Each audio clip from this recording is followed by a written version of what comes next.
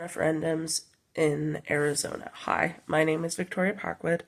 Today I will be discussing initiatives and referendums, describing how both were created, comparing and contrasting their usage, discussing the pros and cons of each, and explaining how initiatives and referendums support the idea of direct democracy in the U.S. and the Arizona Constitution.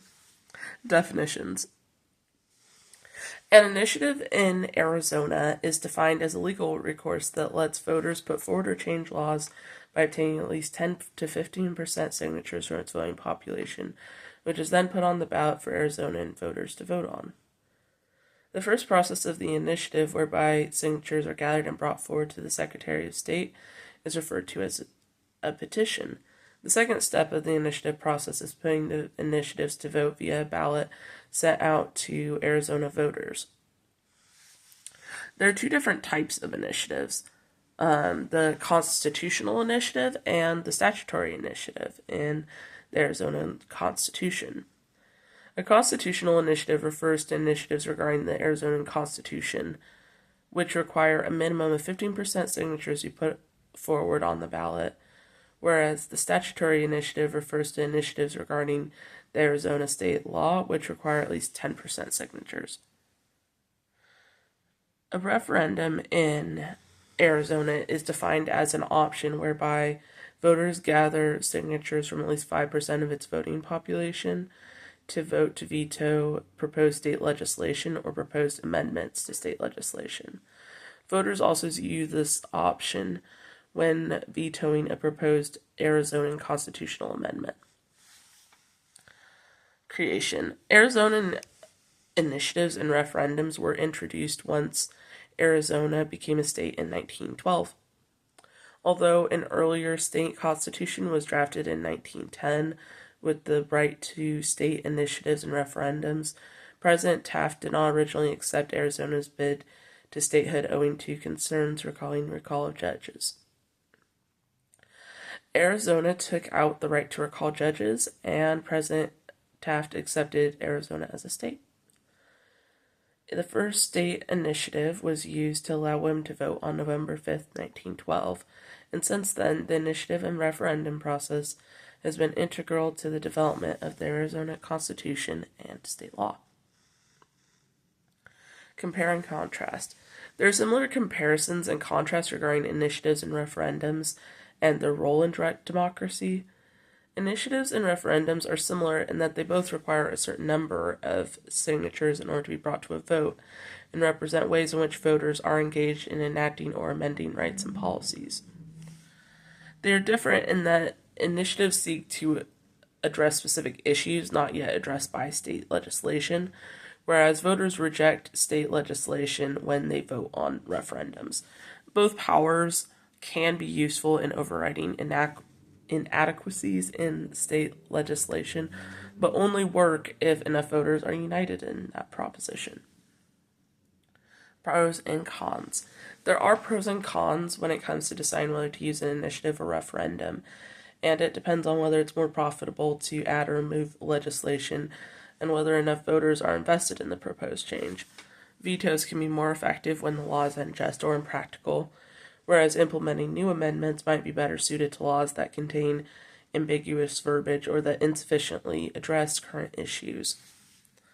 Referendums can be more difficult to petition because those that advocate for them might not be passionate enough to reject pre-existing legislation, especially if legislation is popular. However, initiatives and referendums have the potential to receive not enough signatures during the petition process due to dissension, lack of response, or even lack of interest, which limits the number of voter-driven changes that occur. That can be positive because it would be impractical to enact every single proposition made by voters, but also negative because worthwhile propositions might get rejected on a technicality of missing a few signatures.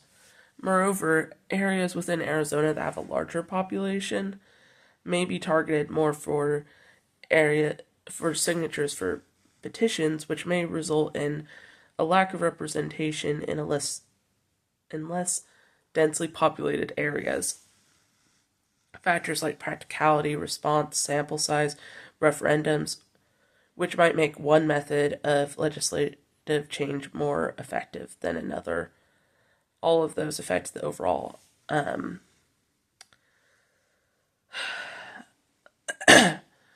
effectiveness of any one method of legislation. The progressive movement impacted the creation of the Arizona Constitution by making sure that the state constitution included ballot initiatives and referendums that its voters might directly contribute to direct democracy. The right to referendum and the right to initiative are a direct result of progressive protesters who felt that voters needed more say in state governance. The progressives felt that dishonest individuals and large-scale businesses exploited weakness in state government. They felt that individual rights were not sufficiently protected, especially for minorities, and part of that democratic solution was to implement the practice of ballot initiatives and referendums to limit political corruption.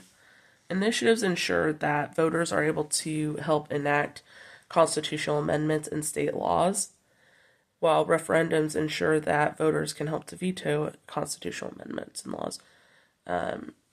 Both initiatives and referendums mean that Arizona voters have the right to unite to enact or veto state legislation. Conclusion: based on discussing definitions, creation, as well as comparing and contrasting Arizona state initiatives and referendums, their role in direct democracy, and their overall pros and cons, it is easy to see how Arizona citizens shape their own state legislation and constitution. The way that its voters respond to law directly corresponds to the type of petitions brought forward, for better or for worse, and their dissension or approval of rights and regulations is shown by the level of engagement in the petition and ballot process. In this way, the progressive ideals of direct democracy benefit and harm Arizona state legislature by the way that Arizonan voters engage in initiatives and referendums and thereby reflect the values of its people. I hope you like my video presentation, and if you have any questions or concerns, please contact me via my student email or by my phone number 509-405-2083, and I will get back to you. Have a good afternoon.